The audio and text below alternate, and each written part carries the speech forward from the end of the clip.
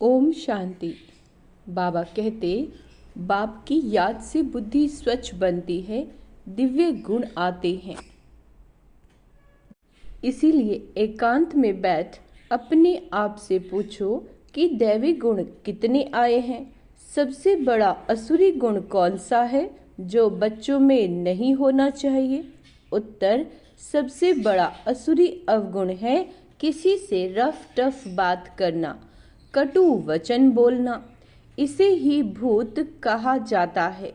जब कोई में ये भूत प्रवेश करते हैं तो बहुत नुकसान करते हैं। इसीलिए उनसे किनारा कर लेना चाहिए। जितना हो सके अभ्यास करो। अब घर जाना है, फिर नई राजधानी में आना है। इस दुनिया में सब कुछ देखते हुए कुछ भी ना देखे। ओम शांति। बाप बैठ बच्चों को समझाते हैं, जाना तो है शरीर छोड़कर, इस दुनिया को भूल जाना है। यह भी एक अभ्यास है। जब कोई शरीर में खिटपिट होती है तो शरीर को भी कोशिश कर भूलना होता है, तो दुनिया को भी भूलना होता है। भूलने का अभ्यास रहता है सुबह को। बस अब वापस जाना है। यह ज्ञान तो बच्चों को मिला है। सारी दुनिया को छोड़ अब घर जाना है। जास्ती ज्ञान की दरकार नहीं रहती। कोशिश कर उसी धुन में रहना है। भल शरीर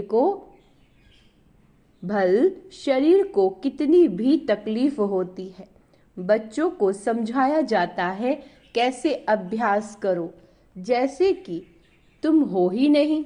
यह भी अच्छा अभ्यास है। बाकी थोड़ा समय है, जाना है घर। फिर बाप की मदद है या इनकी अपनी मदद है?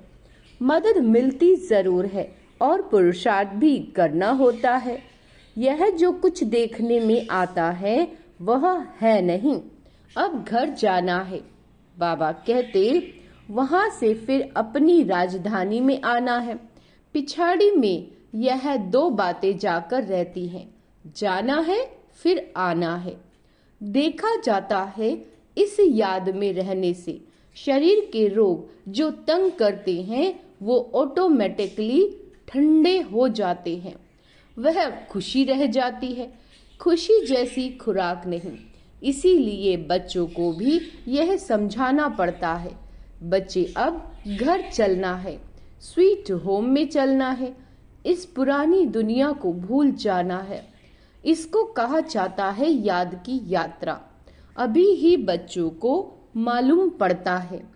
बाप कल्प कल्प आते हैं, यही सुनाते हैं, कल्प बाद फिर मिलेंगे। बाप कहते हैं, बच्चे अभी तुम जो सुनते हो फिर कल्प बाद भी यही सुनेंगे। यह जो बच्चे जानते हैं, बाप कहते हैं, हम कल्प कल्प आकर बच्चों को मार्ग बताता हूँ। मार्ग पर चलना बच्चों का काम है। बाप आकर मार्ग बताते हैं, साथ में ले जाते हैं। सिर्फ मार्ग नहीं बताते, लेकिन साथ में ले भी जाते हैं। बाबा कहते, यह भी समझाया जाता है। ये जो चित्र आदि हैं, पिछाड़ी में कुछ भी काम नहीं आते। बाप ने अपना परिचय दे दिया। बच्चे समझ जाते हैं बाप का वर्षा बेहद की बादशाही है। जो कल मंदिरों में जाते थे, महिमा गाते थे इन बच्चों यानी लक्ष्मी नारायण की, बाबा तो इन्हों को भी बच्चे बच्चे कहेंगे ना, तो इन्हों के उच्च बनने की महिमा गाते थे। अब फिर उच्च बनने का पुरुषार्थ करते हैं। शिव बाबा के लिए नई बात नहीं, तुम बच्चों के लिए नई बात है। युद्ध के मैदान में तो बच्चे हैं, संकल्प विकल्प भी इन्हों को तंग करेंगे। यह खांसी भी इनके कर्म का हिसाब किताब है, इनको भोगना है। बाबा तो मौज में है, इनको कर्मतीत बनना है। बाप तो है ही सदा कर्मतीत अवस्था में। तुम बच्चों को माया के तूफान आदि कर्म भोग आएंगे। ये समझाना चाहिए।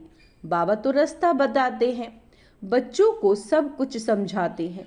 इस रथ को कुछ होता है तो तुमको फीलिंग आएगी कि दादा को कुछ हुआ है, बाबा को कुछ नहीं होता, इनको होता है।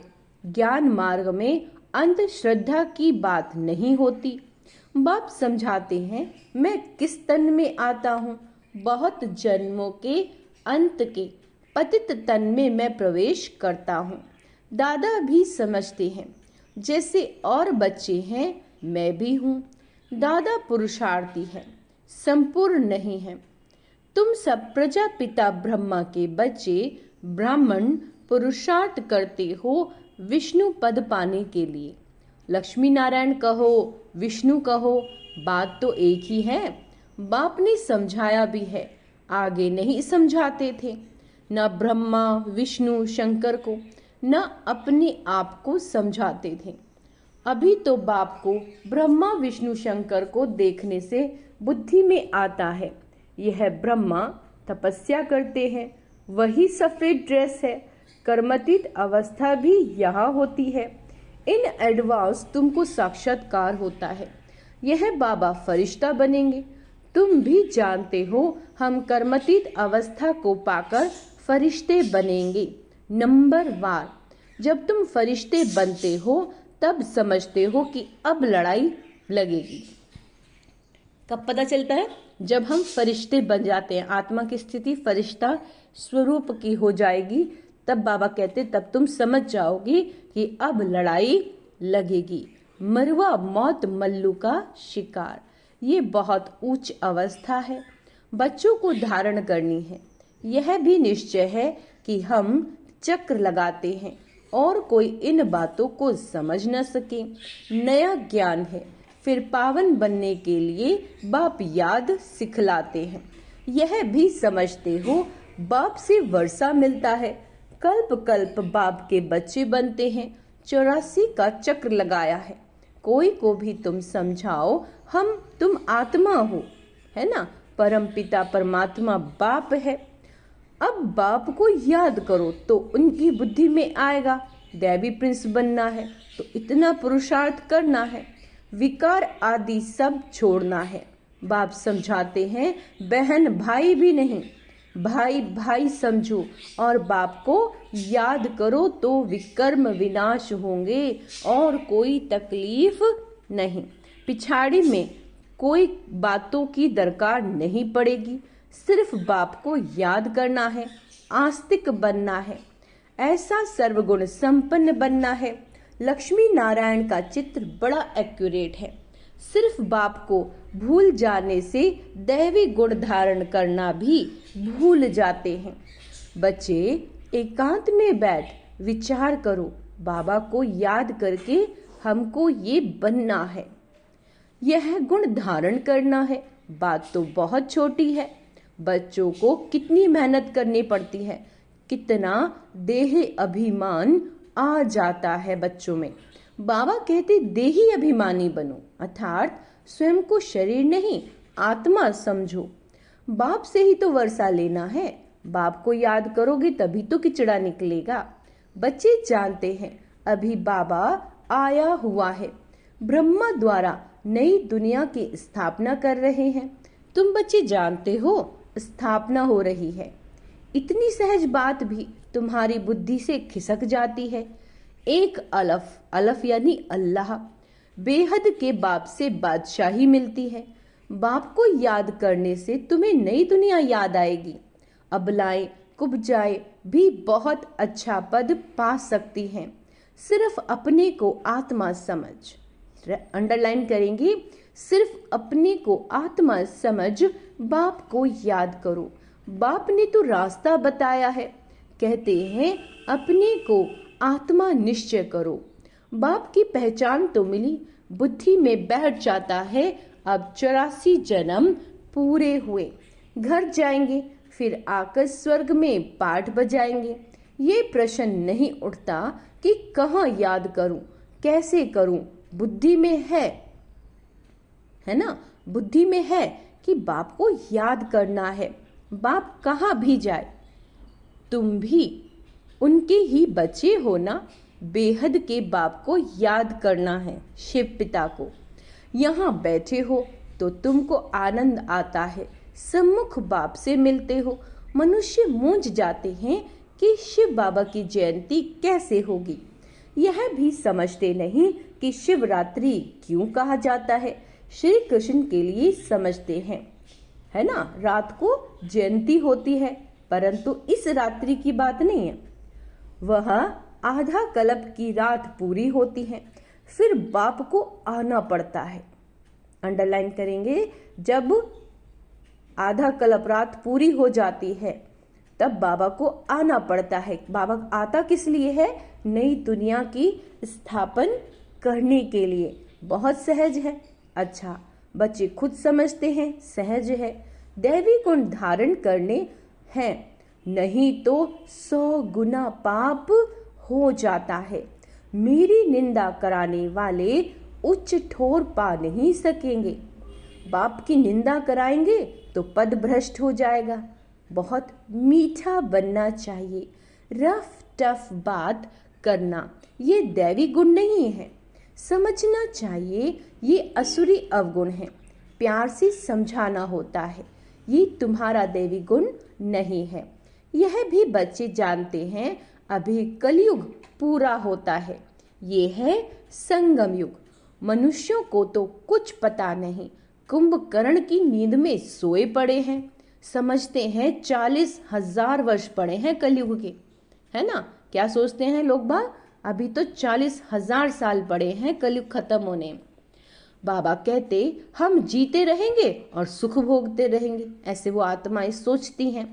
ये नहीं समझते दिन प्रतिदिन और ही तमो प्रधान बनते जा रहे हैं। तुम बच्चों ने विनाश का साक्षात्कार भी किया है। आगे चलकर ब्रह्मा का, श्री कृष्ण का साक्षात्कार करते रहेंगे। ब्रह्मा के पास जाने से तुम स्वर्ग का ऐसा प्रिंस बनेंगे। इसीलिए अक्सर करके ब्रह्मा और श्री कृष्ण दोनों के साक्षात्कार होते हैं। कोई को विष्णु का होता है, परंतु उनसे इतना समझ नहीं सकेंगे। नारायण का होने से समझ सकते हैं। यहाँ तुम जाते हो देवता बनने के लिए, तो तुम अभी सृष्टि के आदि मध्य अंत का पाठ पढ़ते हो। पाठ पढ़ाया जाता है याद के लिए। पाठ आत्मा पढ़ती है, देह का भान उतर जाता है। आत्मा ही सब कुछ करती है। अच्छे अथवा बुरे संस्कार किसमें होते हैं? आत्मा में होते हैं। तुम मीठे मीठे बच्चे 5,000 वर्ष के बाद आकर मिले हो। तुम वही हो, फीचर्स भी वही हैं। 5,000 वर्ष पहले भी तुम ही थे। तुम भी कहते हो 5,000 वर्ष बाद आप वही आकर मिलेंगे जो हमको मनुष्य से देवता बना रहे हैं। हम देवता थे, फिर असुर बन पड़े। देवताओं के गुण गाते आए, अपने अवगुण वर्णन करते आए। अब फिर देवता बनना है, क्योंकि दैवी दुनिया में जाना है। तो अब अच्छी रीति पुरुषार्थ कर उच्च पद पाओ। टीचर तो सबको कहेंगे ना, पढ़ो, अच्छी मार्क्स में पास हो तो हमारा भी नाम बाला और तुम्हारा भी नाम बाला होगा। ऐसे बहुत कहते हैं, बाबा आपके पास आने से कुछ निकलता ही नहीं, सब भूल जाते हैं, आने से ही चुप हो जाएंगे। यह दुनिया जैसे कि खत्म हुई पड़ी है, फिर तुम आएंगे नई दुनिया में। वह तो बड़ी शोभनिक नई दुनिया होगी। कोई शांति धाम में विश्राम पाते हैं, कोई को विश्राम नहीं मिलता। ऑल राउंड पार्ट है, परंतु तमो प्रधान दुख से छूट जाते हैं। वह शांति सुख सब मिल जाता है। तो ऐसे अच्छी रीति पुरुषार्थ करना चाहिए। ऐसे नहीं कि जो नसीब में होगा वो मिल जाएगा, नहीं, पुरुषार्थ करना चाहिए। समझा जाता है ना, बुद्धि से समझो कि राजधानी स्थापन हो रही है। हम श्रीमत पर, बाबा की श्रीमत पर अपने लिए राजधानी स्थापन कर रहे हैं। बाबा जो श्रीमत देने वाला है वह खुद राजा आदि नहीं बना है, उनकी श्रीमत से हम बनते हैं। नई बात है ना, कभी कोई ने न सुनाई होगी न देखी। अभी तुम बच्चे समझते हो, श्रीमत पर हम बैकुंठ की बादशाही स्थापन करते हैं। हमने अनगिनत बार राजाई स्थापन की, करते हैं और गवाते हैं। ये चक्र फिरता ही रहता है। पादरी लोग जब चक्र लगाने निकलते हैं तो और कोई को देखना भी पसंद नहीं करते, सिर्फ क्राइस्ट की ही याद में रहते हैं, शांति में चक्र लगाते हैं। समझ है ना, क्राइस्ट की याद में कितना रहते हैं। जब क्राइस्ट का साक्षात्कार हुआ होगा, सब पादरी ऐसे थोड़े ही होते हैं। कोटों में कोई, तुम्हारे में भी नंबरवार कोटों में कोई ऐसी याद में रहते होंगे। ट्राई करके देखो। आज बाबा ने क्या कहा, कोटों में कोई ही ऐसी याद में रहते हैं कि इन्हें कोई दूसरा दिखाई ना दे, जैसे पादरी लोग रहते हैं। और कोई को नहीं देखो, क्या कहा है बाबा ने, और कोई को नहीं देखो, बाप को याद करते स्वदर्शन चक्र फिराते रहो। क्या कहते हैं बाबा, तुमको अतः खुशी होगी। श्रेष्ठाचारी देवताओं को कहा जाता है, मनुष्यों को भ्रष्टाचारी कहा जाता है। इस समय तो देवता कोई है ही नहीं। आधा कल्प है दिन, आधा कल्प है रात। यह भारत की ही तो बात है। बाप कहते हैं, मैं आकर सबकी सदगति करता हूँ। बाकी जो और धर्म वाले हैं वो अपने अपने समय पर अपने धर्म की आकर स्थापना करते हैं। सब आकर यह मंत्र ले जाते हैं। बाप को याद करना है। जो याद करेंगे वह अपने धर्म में उच्च पद पाएंगे। तुम बच्चों का पुरुषार्थ करके रूहानी म्यूजियम और कॉलेज खोलने चाहिए। लिख दो, विश्व की अथवा स्वर्ग की राजाई सेकंड में कैसे मिल सकती है, आकर समझो। बाप को याद करो तो बैकुंठ की बादशाही मिलेगी। अच्छा, मीठे मीठे सिके लदे बच्चों प्रति माता पिता बाप दादा का याद प्यार और गुड मॉर्निंग। रूहानी बच्चों को नमस्ते। हम रूहानी बच्चों की रूहानी बाप दादा को याद प्यार गुड मॉर्निंग नमस्ते। मीठे बाबा, शुक्रिया बाबा, शुक्रिया। धारणा के लिए मुख्य सार। बाबा कहते हैं, चलते फिरते एक बाप की ही याद रहे और कुछ देखते हुए भी नहीं देखना है, ऐसा अभ्यास करना है। एकांत में अपनी जांच करनी है। हमारे अंदर दैवी गुण कहाँ तक आए, इसकी जांच करनी है। ऐसा कोई कर्तव्य नहीं करना है जिससे बाबा की निंदा हो, है ना। कम बोलो, धीरे बोलो और जो भी बोलो मीठा बोलो। दैवी गुण धारण करो, बुद्धि में रखना है। अब हमें घर जाना है, फिर कहाँ आएंगे, अपनी राजधानी सतयुग में आएंगे। वरदान है, सेवाओं में शुभ भावना की एडिशन द्वारा शक्तिशाली फल प्राप्त करने वाले सफलता मूर्त भाव। जो भी सेवा करते हो उसमें सर्व आत्माओं के सहयोग की भावना हो, खुशी की भावना व सद्भावना हो तो हर कार्य सहज सफल होगा। जैसे पहले जमाने में कोई कार्य करने जाते थे तो सारे परिवार की आशीर्वाद लेकर जाते थे, तो वर्तमान सेवाओं में इसको ऐड करो, एडिशन चाहिए। कोई भी कार्य शुरू करने से पहले सभी की शुभ भावनाएं, शुभ कामनाएं लो, सर्व की संतुष्टता का बल लो, तब शक्तिशाली फल निकलेगा। स्लोगन, जैसे बाप जी हाजिर कहते हैं वैसे आप भी सेवा में जी हाजिर जी हजूर करो तो पुण्य जमा होगा, है ना। सेवा में हमेशा क्या कहना है, हाँ जी बाबा। अच्छा, ओम शांति। तो आज का स्वमान अभ्यास करेंगे। मैं सफलता मूर्त आत्मा हूँ, मैं बाबा का राइट हैंड हूँ, मैं दैवी गुणधारी हूँ, मैं नष्ट मोहा हूँ। ओम शांति।